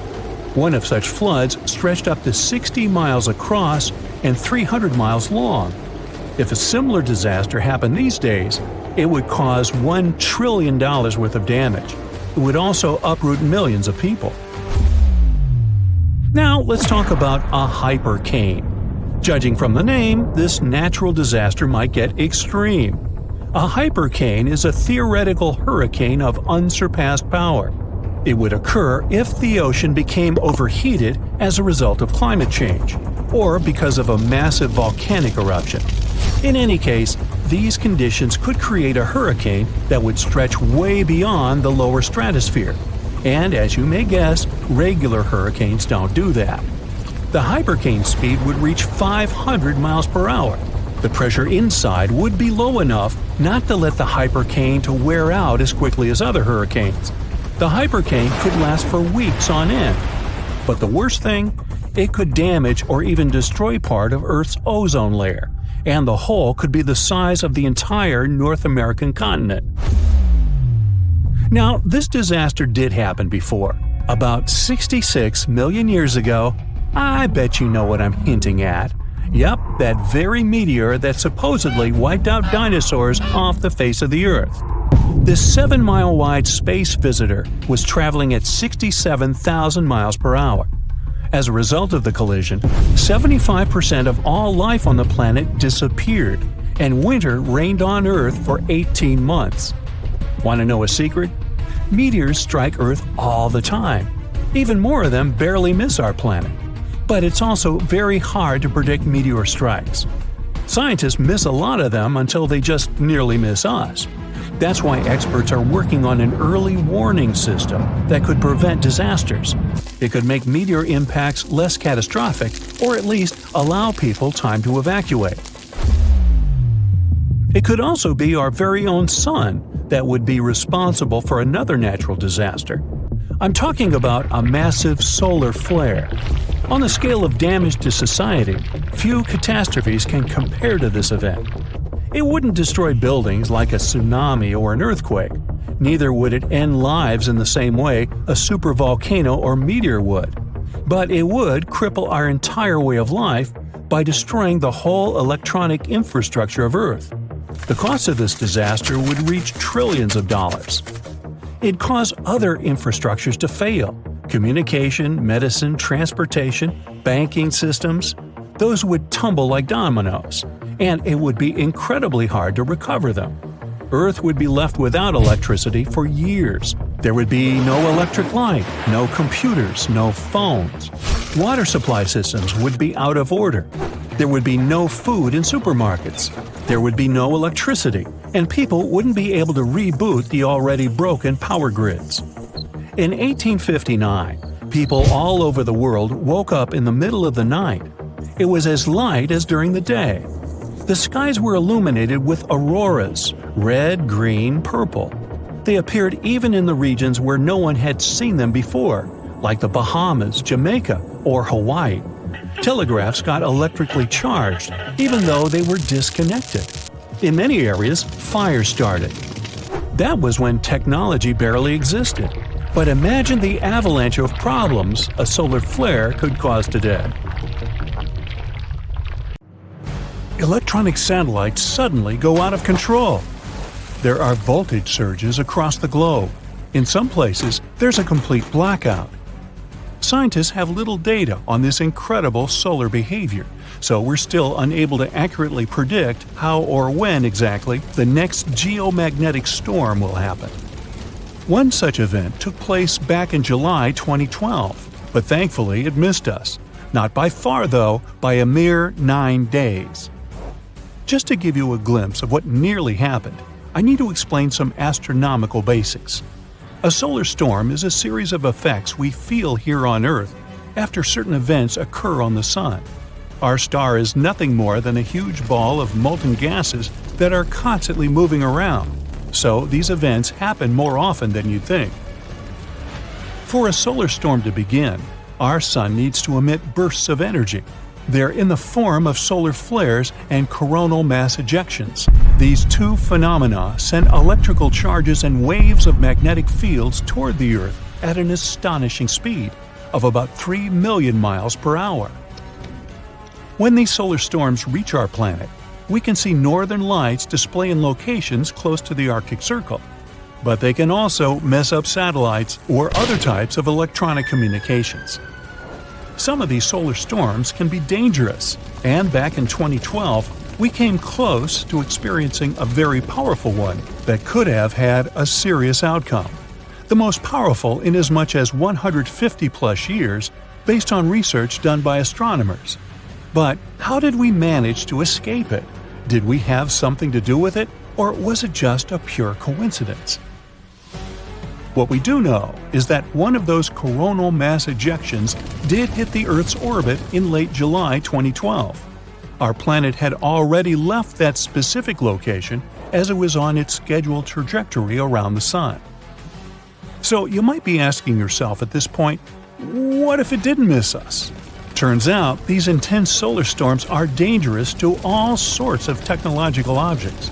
Given we are now literally surrounded by electric objects, from our phones to our cars, try to imagine what would happen if they all stopped working all of a sudden. And here's how they work. Solar storms start with an explosion, or a solar flare. Then X-rays and UV radiation travel to our Earth at the speed of light. Some of the side effects? Well, they can include radio blackouts and GPS navigation errors. The effects can continue as minutes, or at times hours later, energetic particles reach our atmosphere. They move only a bit slower than the speed of light, but they can electrically shock the Earth's satellites and damage their components. Lastly, about a day later, clouds of magnetized plasma reach us as well. They can cause huge power blackouts, more or less paralyzing everything with an electrical plug. We might not even be able to flush our toilets, since most water supplies in cities use electric pumps these days. The effects of these geomagnetic storms would be different around the world, though. Solar storms are curious by themselves, but why do they affect some locations on Earth more than others? Based on recent research, geology has a lot to do with it. But I need to take you back a bit to paint you the bigger picture. Buckle up, because we're taking a trip in the time machine to a time when the moon didn't even exist yet. 4.6 billion years ago, our solar system looked a lot different than it does now, and that's putting it lightly. Hundreds of new planets began to form around the new sun. Planets like our own Earth, Venus, or Mars were still hurtling around the cosmos. Back in the 1970s, an astronomer named Donald R. Davis developed a theory that said the moon was born when another planet hit a newly formed Earth about 4.5 billion years ago. He also indicated that it might have been the size of Mars and later named this planet Theia. It's difficult to imagine what that impact might have looked like, even with the equipment we have these days. The astronomers suggested the giant impact hypothesis, trying to piece together this mystery. After running into our planet, the outer rocky layers of both Earth and Theia were projected into a circle of cosmic matter. Out of this debris, what we now know as the Moon was born. The Earth's core has apparently consumed Theia's iron core, that is, if it had any. Our planet also got into the position it occupies today. This way, it became more susceptible to geomagnetic storms. Back then, there was little to no information as to what might have happened to Theia, apart from giving us our only natural satellite. It took several years for a series of scientists to come up with an exciting new idea that revolutionized what we knew about our planet. What was left out of Theia is hiding under 2 continent-sized layers of rock deep within our planet. This theory is also one of the only explanations for why the Moon is so dry and doesn't have much of an iron core. But why is geology so important when it comes to geomagnetic storms? Well, that's because recent data revealed that the type of rocks below your feet can affect how well your city adapts after powerful geomagnetic storms. Some types of rock, like sedimentary rocks for example, generally have more space filled with water, which makes them electrically conductive. Other types of rocks are denser and have more resistance when it comes to electricity. Whenever such a storm happens, people living in the New England highlands may have a higher risk of experiencing major disruptions. At the same time, those in the mid-Atlantic coastal plain have less to worry about, simply due to what's hidden beneath their cities. How did we know how scary these storms are? Well, this wasn't the first time it happened. Solar storms have dazzled the astronomer community for many years now. The most iconic event of this magnitude was the Carrington event, which happened way back in September 1859. It gave us a sneak peek of what the power of the Sun is, to say the least. They named it after an English astronomer, Richard Carrington, who witnessed the solar flares himself. The power of that solar storm was something humans had never experienced before. The strong geomagnetic storm caused northern lights as far down south as the territory of Hawaii. On the morning of September 1, 1859, Richard Carrington made his way into his private observatory, located outside of London. He opened the observatory dome to have a complete view of the sky and directed his telescope to the location of the Sun. He saw a bunch of huge dark spots that gleamed on the surface of our star. Shortly enough, Carrington noticed 2 enigmatic areas, intensely bright and full of white light bursting out from the sunspots. They disappeared 5 minutes later, but the effects carried on all across the Earth's surface. At first, later in the night, telegraph communications all around the world started to malfunction. Flashes of light started to burst from telegraph machines, disturbing the operators and even setting papers on fire.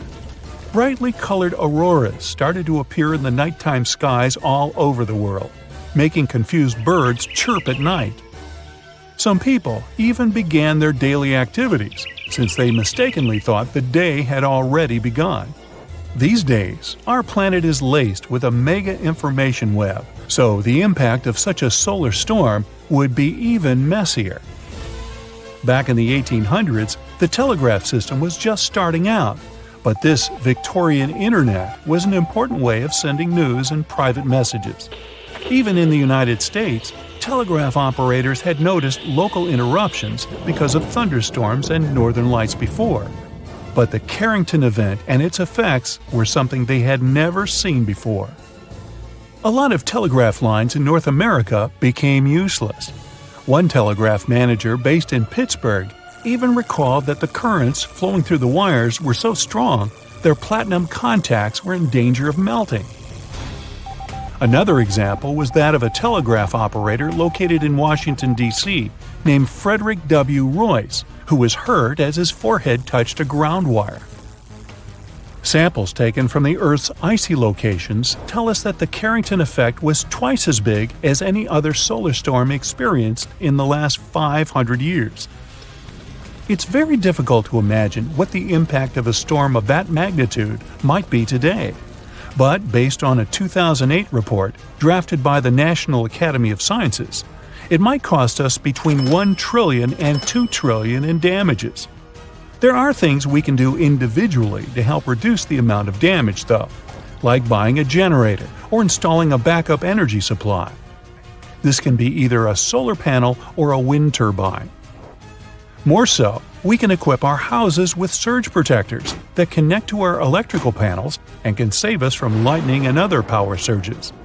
The simplest solution of them all? Just unplug all the devices you're not using at any particular moment. If they aren't connected to a power source, they can't be affected by any surges. The snowpack over your head splits in two right in front of your eyes and starts tumbling down in the frozen slope to its resting place far, far below. Anything in its way is crushed under the immense mass of snow and debris. You're witnessing an avalanche, one of the most dangerous natural disasters. But what if I tell you about another kind of avalanche, no less blood-chilling than the mountain one? And the most bizarre thing about it is that it occurs underwater. Underwater avalanches are powerful and disastrous natural phenomena, often much more dangerous than land ones. They have the potential to wreak havoc on the entire planet, leading to catastrophic consequences. The most alarming thing? They occur all the time under the surface of the ocean, impossible to see, predict, and extremely difficult to measure. Such avalanches can get 100 times larger than land ones, and they pose a great risk to the world's communications, capable of leaving the entire planet without the internet. But we'll talk about it a bit later. First, let's go 60,000 years back into the past. We're near the northwest coast of Africa, ready to witness the colossal scale and devastating impact of a ginormous underwater avalanche. It started as a quite small underwater landslide in the Agadir Canyon. At first, it was just 0.35 cubic miles of material, but in no time, this mass increased more than 100 times in size while traveling across the Atlantic Ocean floor. As the avalanche sped up and grew, it picked up gravel, sand, rocks, and mud.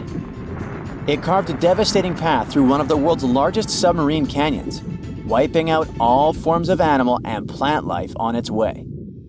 The disastrous flow was so powerful that it literally eroded a 250-mile stretch of the canyon, cutting hundreds of feet into its sides and damaging a total area of 1,740 square miles. That's the area of more than 3.5 New York cities. As for the force of the flow, it was so immense that it propelled massive boulders up the canyon walls to heights of up to 430 feet. Before scientists discovered the evidence of this catastrophic event, they had seriously underestimated the scale of destruction caused by submarine avalanches. By the way, these devastating catastrophes can start not only far away in the ocean, but also at estuaries.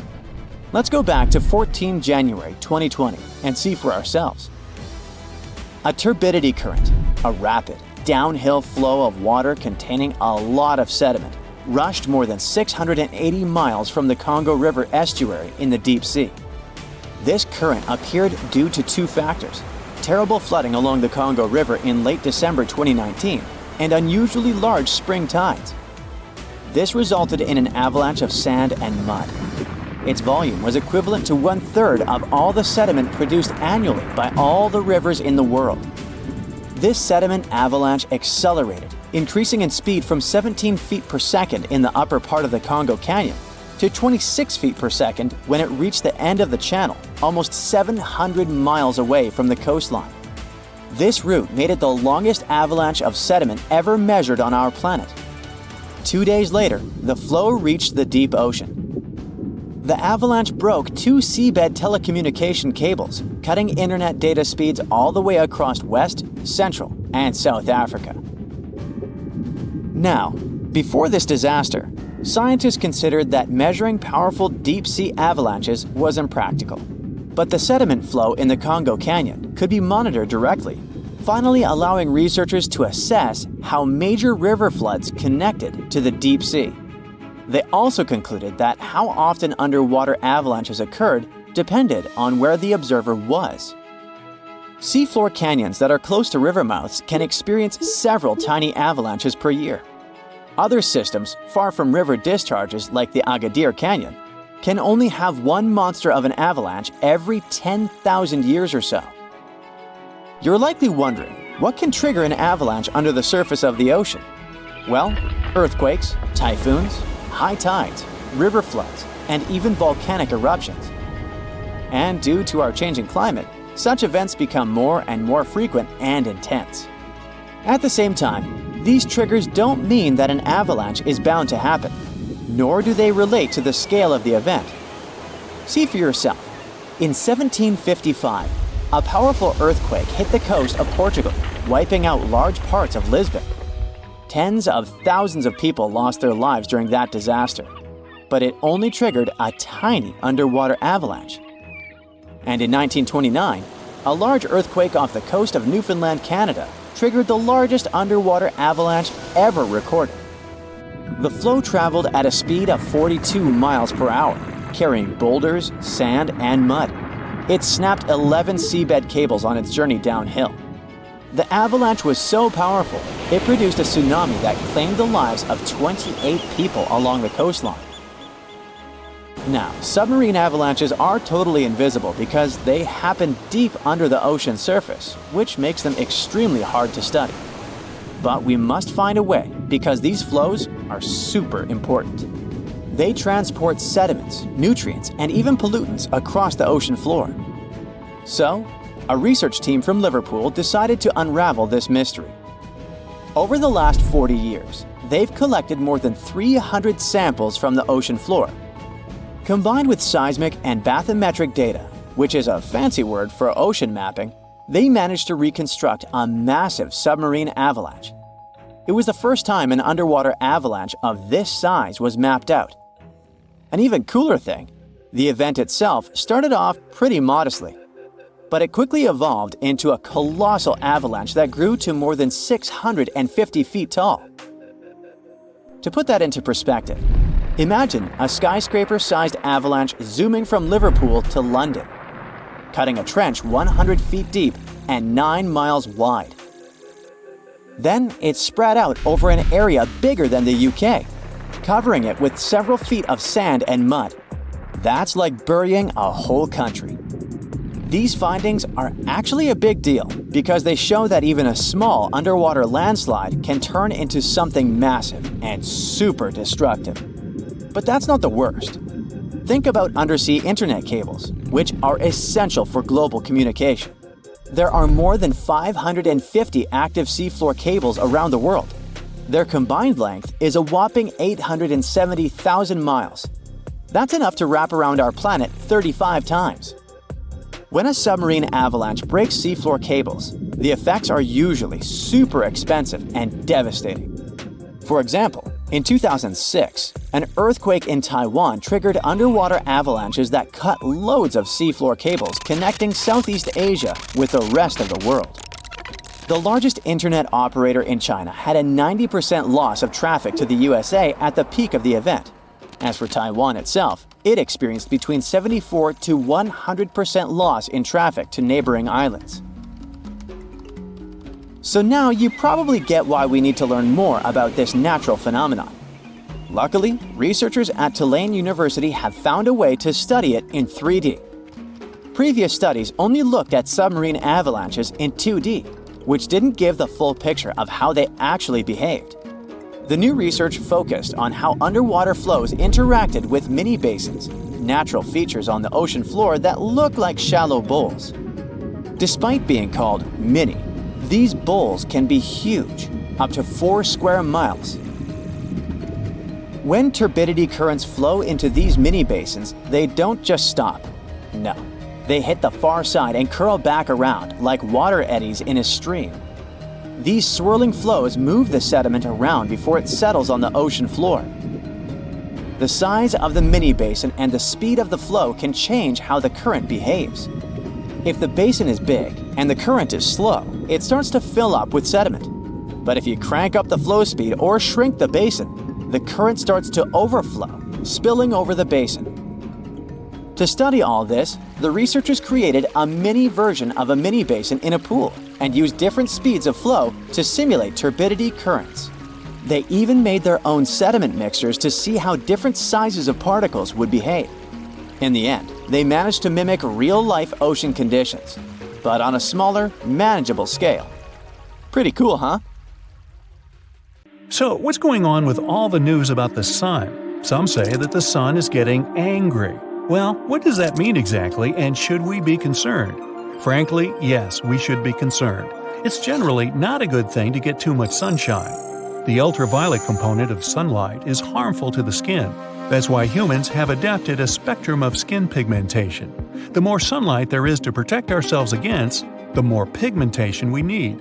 Big floppy hats and, of course, bottles of high SPF oil-free sunscreen help too, especially for fair-skinned people. But what is planet Earth going to do? First, let's get a good estimate of just how angry the sun is likely to get. The sun usually goes through an active-calm-active cycle every 22 years, with highs and lows occurring every 11 years. Why that happens, no one knows, it just does. There's probably a reason, but scientists haven't figured it out yet. They do know that, with each cycle, the sun reverses its magnetic poles. That in itself is pretty astounding, especially when you consider that Earth hasn't reversed its magnetic poles in the last 600,000 years. Lately, the sun has been extremely calm, the calmest it's been in over 100 years in fact. That's unusual too. The active-calm-active cycle has turned into an active-calm-calm cycle. But that's changing, and it's why we are notifying Brightsiders about what to expect in the coming few years. The terms calm or active or angry refer to the amount of high-energy radiation that the sun gives off. Thankfully, the amount of visible light the sun gives off doesn't change very much. That would be a serious problem. If the sun were to get just 6% dimmer or brighter, the Earth would either freeze or fry. Observing sunspots is the easiest way to measure how active the sun is. The more sunspots that are visible, the more active the sun is. A graph, known as the butterfly diagram, tracks the 11-year period of sunspot activity. The butterfly diagram shows how sunspots disappear regularly from the surface of the sun and reappear regularly in other locations.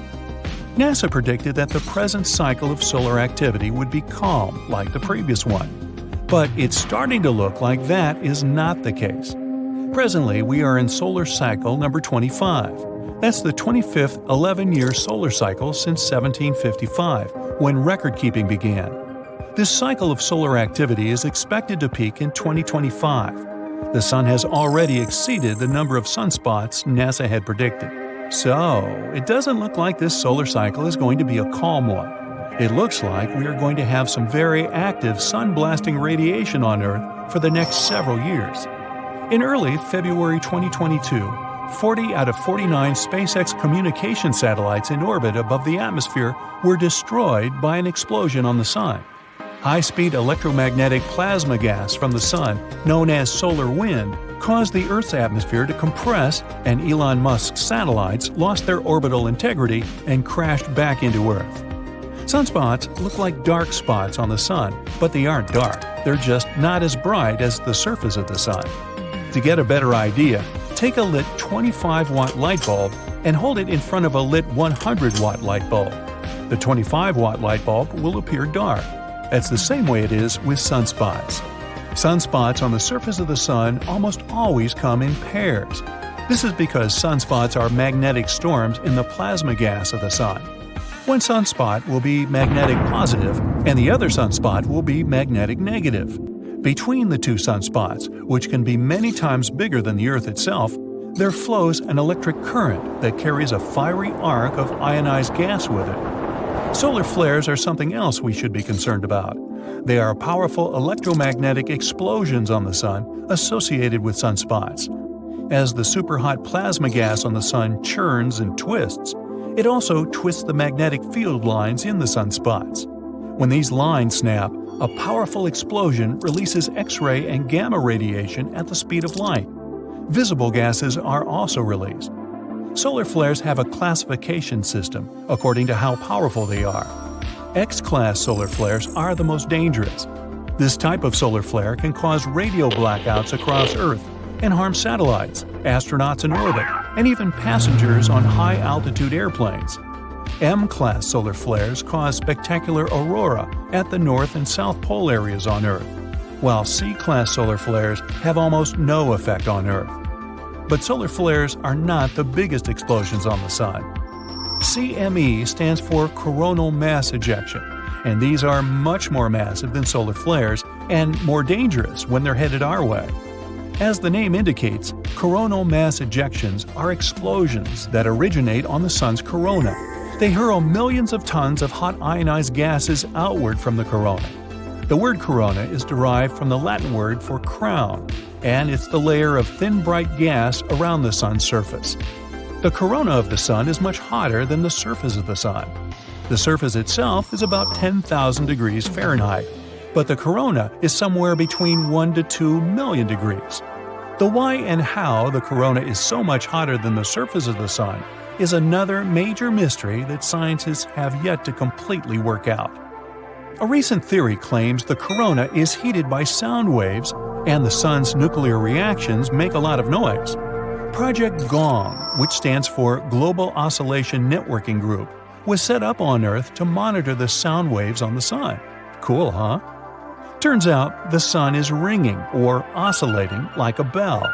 And we have 5 observation sites across the globe. One in India, Australia, one in the Canary Islands, one in Chile, and one in California that keep a constant watch over the 10 million sound waves moving on and around the Sun. Now that the Sun is entering an active phase, we can expect to see more powerful CMEs heading our way. The gases expelled by the Sun are ionized and stripped of electrons by the intense heat. This causes them to form a proton storm that can travel through space at speeds of around 500 miles per second. These positively charged atomic nuclei will mostly be blocked or deflected by the magnetic field that extends around Earth. Our atmosphere is no help against a proton storm, although the last mile of air above the surface of the Earth stops the harmful X-rays from solar flares. The particle wind from the Sun can only be stopped by Earth's magnetosphere. We can look forward to some spectacular aurora around Earth's magnetic poles, and it's very possible that these aurora will extend down to the mid-latitudes when the Earth is moving through a coronal mass ejection. Currently, the United States has a space probe headed for the solar corona.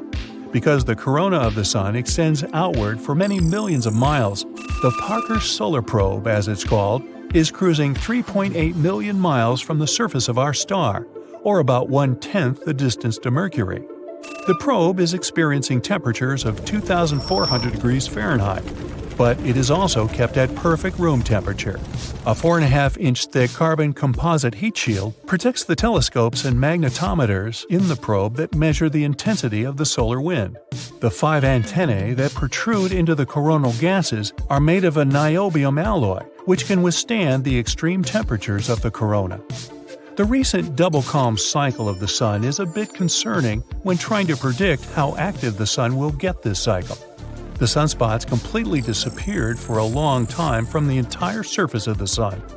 It is as if the magnetic distortions we usually see on the photosphere of the Sun had collapsed into its interior.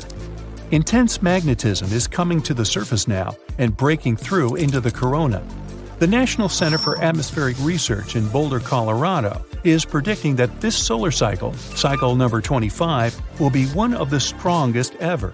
The last solar cycle was very calm, with a sunspot count of only 116. The average is 170. But the prediction for this cycle is between 210 and 260 sunspots, which would be one of the strongest cycles ever. We stand to lose more satellites to a stronger solar wind. We can also expect electric grid overloads as the proton storm peaks in 2025. That means we should expect an interruption to our internet services as positively charged protons get into the wires, run into the transformers, and overload them. On March 12, 1989, a powerful CME hit Earth and created absolute havoc with our power grids. Will we experience anything of this magnitude in the near future? Well, stay sharp, Brightsiders. Rocks rolling down the slopes of a rumbling volcano, pushing other bigger rocks on their way, and eventually tumbling down into the ocean in a humongous cascade, causing a wave the height of which the world's never seen before. This is what might happen if the Helena slump of the Hawaiian Big Island falls off into the water. The Kilauea volcano is far from dormant. The latest eruption occurred in 2018.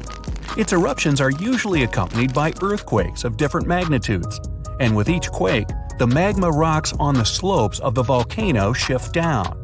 These rock formations are called slumps, and the Helena slump is the most notorious of them all. In 1868, the shift of this slump caused a tidal wave rising as tall as 60 feet.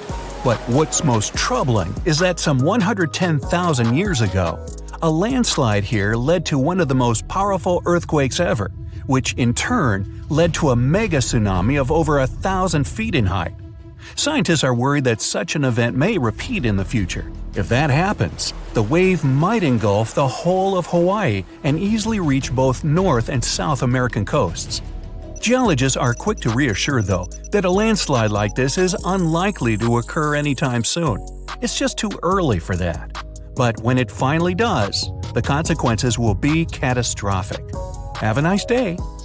Yellowstone National Park in the western USA is world famous for its dazzling views, and especially the colorful Grand Prismatic Spring at its very heart. But we should all stay aware that Yellowstone is, first and foremost, an enormous caldera, basically a slumbering supervolcano. The difference between a regular volcano, like Kilauea from earlier, and a supervolcano is that the latter is thousands of times more powerful. Imagine an eruption spewing tons of huge rock and rivers of hot lava, pumping out clouds of ash that make countries stop air travel for weeks. And now multiply all of this by 1,000. This is what a Yellowstone eruption would look like. At first, a huge area in the middle of the national park would shake, crumble, and then blast upwards in a megaton explosion. Lava flows and magma rocks would cover the area of about 40 square miles, roughly half of Washington, D.C. But the greatest danger is the volcanic ash. The ashen plume would rise miles above and get carried by the wind in every direction. Since the eruption would be far from ordinary, the spread and damage would also be much greater than usual. The ash is thick and heavy, so it would cover a vast area in a blanket, destroying crops and even buildings. Worse still, it would spread in the air and block out the sun, leading to a drastic drop in temperature and an artificial winter. Even regular volcanoes can lower temperatures worldwide by a few degrees. A supervolcano may potentially cause a new ice age. Luckily, the chances of Yellowstone supervolcano erupting in the near future, or at all, are extremely low. There have been only 3 of those in the history of Earth, and there's no evidence such a disaster should repeat. Scientists estimate the probability at 0.00014%, which is lower than the chances of an asteroid wiping us all out. Speaking of which, if dinosaurs could talk, and were at least still alive for that matter, they'd tell you that asteroid threat is as real as it gets. Scientists at NASA say they've tracked 90% of all near-Earth asteroids of significant size, and none of them are a matter of any concern. But there are still the other 10% in the great unknown. What's more, asteroids can change their line of flight because of the pull of other celestial bodies and eventually turn our way.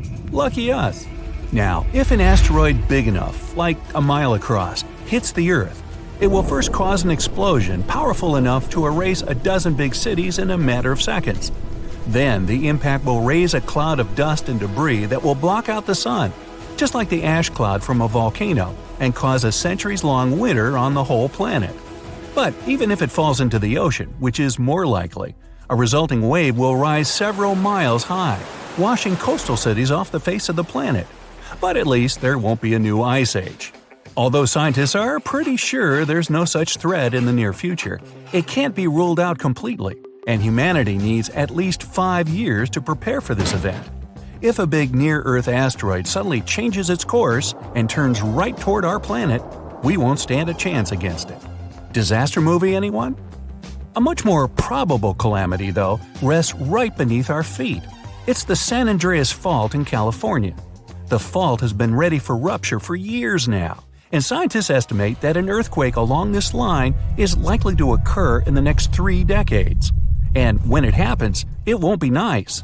They expect a magnitude of 8.0, which is comparable to some of the most devastating quakes in history. It's all the more dangerous since California is home to some of the most populated cities in the western U.S., including Los Angeles and San Francisco. High-rise buildings are common there, and they're particularly vulnerable against underground shakes. The San Andreas earthquake might cause a whole lot of damage both to cities and countryside. In the worst-case scenario, the ground might break apart, destroying buildings, farms, and changing the landscape altogether. Still, scientists believe that the probability of such a quake is only 7% for the next 30 years. So, there's a rather big chance, 93%, that we'll never see that in our lifetime. Yet, there's another earthquake hazard not so far away from the previous one: the megathrust in Chile.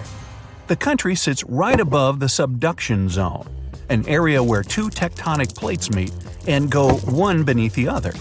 At the place of their meeting, stress has accumulated because of their continuous movement, and once that strain is too much, a major earthquake occurs.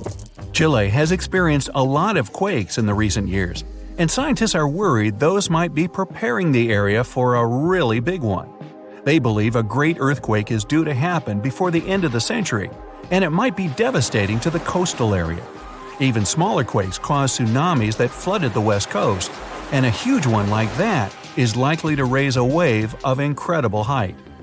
On the bright side, Chile now knows to prepare in advance for the coming natural disasters, and geologists are pretty sure people will be able to evacuate before the earthquake strikes. In September of 1859, astronomer Richard Carrington was looking at the sun and suddenly saw a bright flare on its surface. He made a note of it in his records, but only realized how important it was a couple of days later. The energy from that flare reached Earth and struck it directly, causing northern lights to appear above Cuba and burning telegraph lines all around the world. This was dubbed the Carrington event, and it was a solar storm. Such storms hit the Earth fairly often, but none of them were so powerful as the Carrington event, neither before nor after. But in 2012, astronomers registered a similar solar flare whose energy nearly hit our planet once again. If it had been just a week earlier, we'd have been in big trouble. Today, humanity relies on electricity in almost every aspect of life, and a powerful solar storm would mess with the electromagnetic field of Earth a lot. All electric appliances would either shut down or short-circuit, and huge transformers powering basically everything would go out of order for good. It would take years to repair them, and the cost of such a massive blackout would count in trillions of dollars. The worst of it is that science is almost unable to predict solar storms, and even if we could know about them in advance, we'd be powerless to stop them. The flare happens in a matter of seconds, and it takes about 8 minutes for the particles to reach the Earth's atmosphere, causing the disturbance. The power outage would come a bit later, in a day or so, when a massive cloud of plasma gets to our planet. At the moment, there's no protection against solar flares, and the chances of one powerful enough to cut all of our electricity in the next few years are quite high, about 12%. The only good thing about all this is that we now know of such a possibility and can at least prepare in advance. Hey, don't forget to pack some underwear and socks. You'll always need those.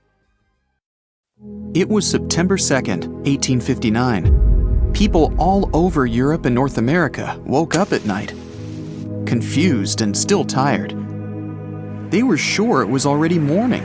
It was so bright outside. But when they looked out of their windows, they discovered it wasn't sunlight. The skies were lit by countless intense auroras, red, green, and purple. They were so brilliant, one could read a book as easily as in the afternoon. Auroras appeared even in the regions where they had never been witnessed before, like Cuba, the Bahamas, Jamaica, and Hawaii. cool visual effects weren't the only thing that both mesmerized and horrified people. The most high-tech stuff at that time, telegraph wires, shorted out throughout Europe and the US. Sparks were flying from equipment, and many human operators got electric shocks. Papers in telegraph offices burst into flames.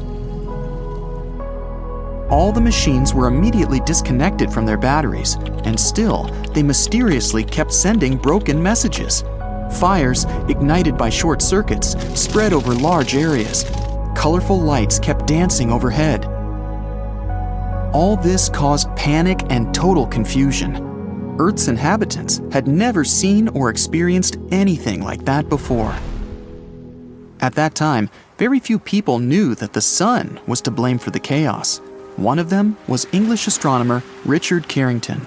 At about 11 a.m. on September 1st, the man was standing by a telescope in his private observatory.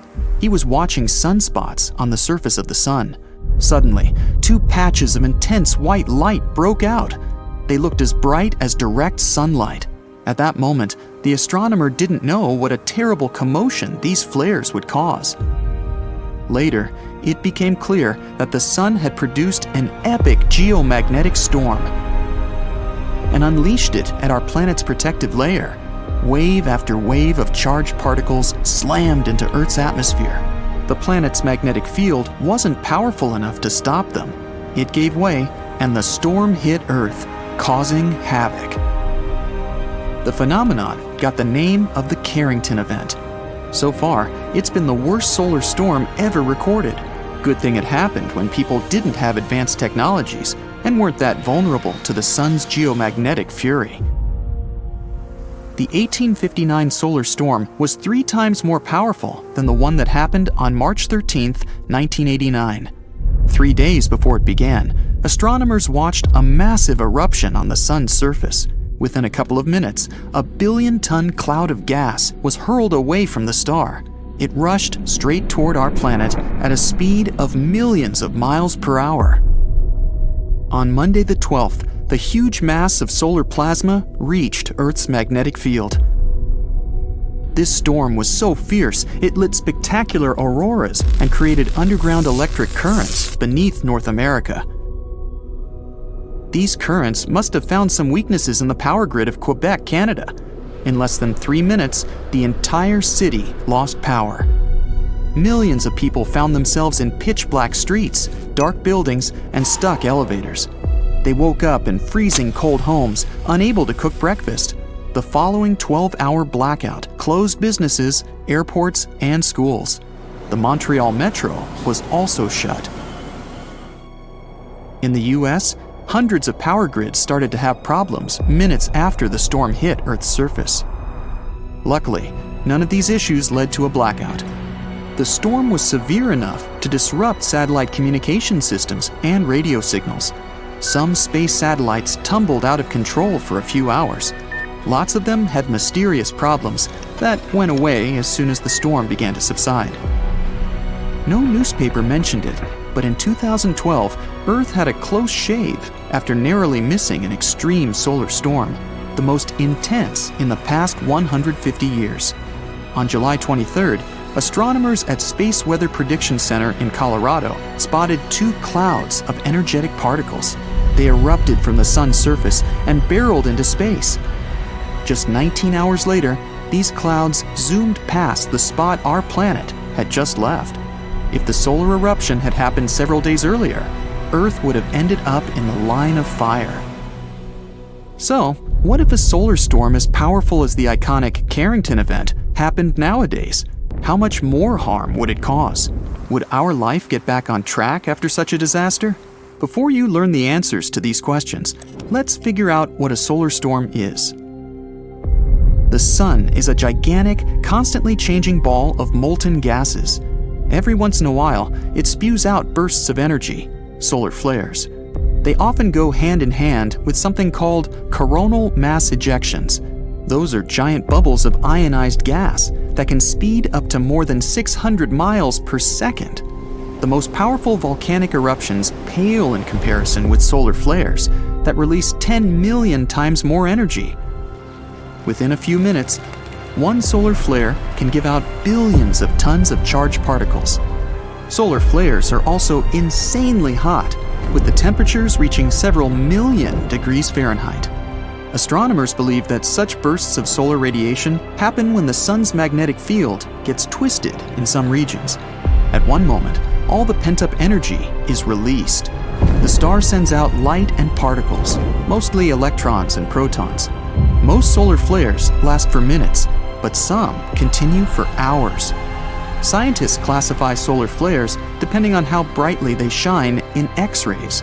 You aren't likely to notice the tiniest flares if you don't have special equipment. Medium solar flares lead to fleeting radio blackouts at the poles, but nothing too serious. It's X-class flares people should worry about. They cause the strongest and longest-lasting solar storms.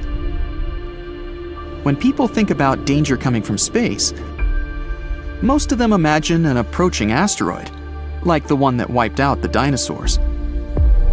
But apparently, we should be much more worried about our good old sun. A super strong solar storm heading toward Earth won't happen at once.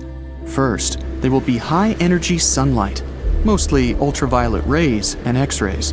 They will ionize our planet's upper atmosphere and mess up radio communication. After that, a radiation storm will hit Earth. And finally, several days later, a colossal cloud of charged solar particles will reach our atmosphere. The particles will interact with the planet's magnetic field and wreak havoc all over the world. If an intense solar storm happened these days, it would start by disrupting GPS and knocking out satellites. If any astronauts were spacewalking at that moment, they would have a mere minutes after the first flash of light to find shelter. Their spacecraft would likely be properly shielded and safe enough. The main challenge would be to get inside in time. After that, the storm will proceed to interfere with satellite communications. That's why tons of your daily activities, from calling your friends to paying with your credit card, would be at risk. But one of the worst consequences would be connected with power grids. Power surges caused by the particles coming from the sun would damage giant transformers. Those take ages to replace, especially if hundreds or even thousands get wrecked. In some places, a failure of one power grid would make others collapse as well, creating a domino-like reaction. Picture living without electricity for a day, a month, a year. No light, no computers, no phones. Water supply systems out of order, no food in supermarkets. Plus, without electricity, it would be next to impossible to reboot the already failed power grids. A powerful solar storm would cost people $1 trillion to $2 trillion, and that's just during the first year after it happens. It would take the world another 4 to 10 years to recover.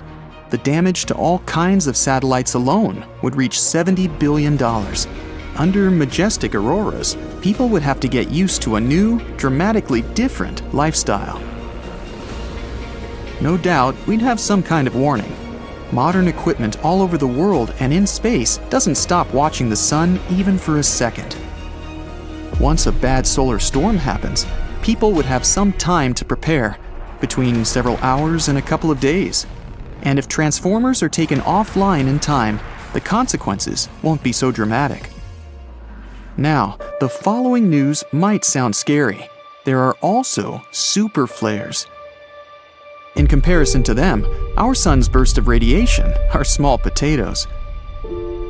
Super flares mostly occur in young and active stars. In 2016, astronomers saw such a phenomenon. A star 1,500 light-years away from Earth produced a flare that was 10 billion times more powerful than any of those that burst from our sun.